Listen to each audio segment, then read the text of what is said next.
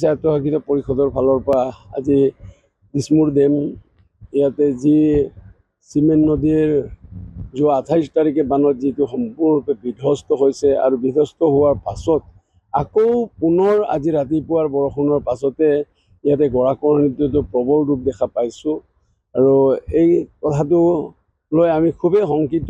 যদি দিছমুৰ ডেমত যদি এই গৰাখহনীয়া অব্যাহত থাকে তেতিয়াহ'লে এইটো গৈ একেবাৰে মাজৰবাৰী হাতগুৰিলৈকে এই বালিকুটি গোটেই অংশটোৱে গুচি যাব। আৰু যিহেতু আমাৰ খুব নিচেই ওচৰতে জবা নদীখন আছে, জবা নদীত যদি পৰি যায় তেতিয়াহ'লে চিমেণ্ট মুখখনে আকৌ আমি ডিমৌৰ পৰা বিচ্ছিন্ন এটা এলেকাত পৰিণত হ'ব।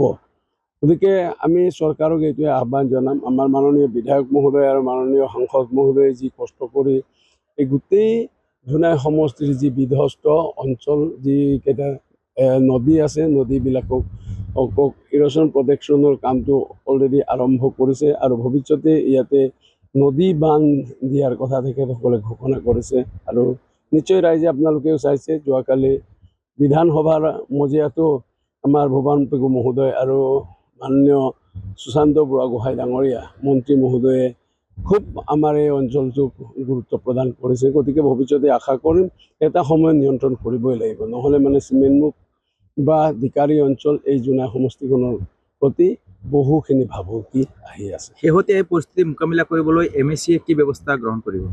মিচিং স্বায়ত্তশাসিত পৰিষদৰ পৰা আজি মই আৰু আমাৰ মাননীয় কনক দলে ডাঙৰীয়া আজি ইয়াতে আহিছোঁ, পৰিদৰ্শন কৰিছোঁ। নিশ্চয় আজি ৰাতি আমি আমাৰ সন্মানীয় চিফ মহোদয়ক আমি জনাম আৰু তাৰ পৰা কি ব্যৱস্থা কৰিব পাৰে সেইটো আমি আলোচনা কৰা হ'ব।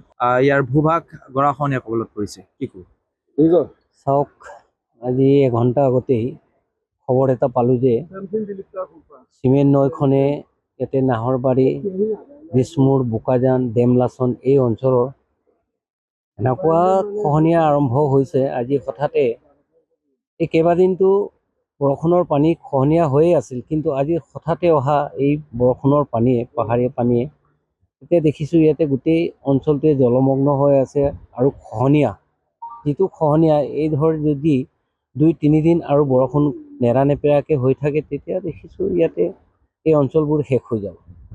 গতিকে ইয়াতে আমি প্ৰতাপ দায়ে আৰু মই আৰু আমাৰ জাতীয় সংগঠনৰ নেতৃসকলে আমি চাবলৈ আহিছোঁ। ইয়াত দেখিছোঁ সঁচাকৈ দুখৰ কথা, এই নৈৰ মাজতে খেতি আছিল, খেতিৰ এতিয়া চিন-চাপ নাই, এতিয়া মাত্ৰ বালি আৰু বোকা এইখিনি হৈ আছে। গতিকে আমি ভাবোঁ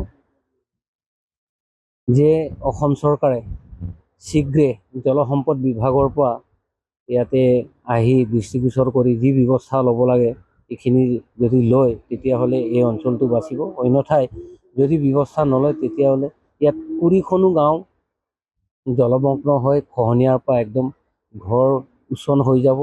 ইয়াতে দেখিছোঁ আৰু কেইবাদিন পিছতে এই অঞ্চলত মানুহে থাকিব নোৱাৰিব। গতিকে মই অসম চৰকাৰৰ জলসম্পদ বিভাগৰ মাননীয় মন্ত্ৰীসকলক আমি এই অঞ্চলৰ পৰা অনুৰোধ জনাইছোঁ যে শীঘ্ৰে এই ব্যৱস্থা গ্ৰহণ কৰিব লাগে, অন্যথাই এই অঞ্চল শেষ হৈ যাব। যিকোনো খবৰৰ বাবে যোগাযোগ কৰক আমাৰ এই নম্বৰত 9181 307 221।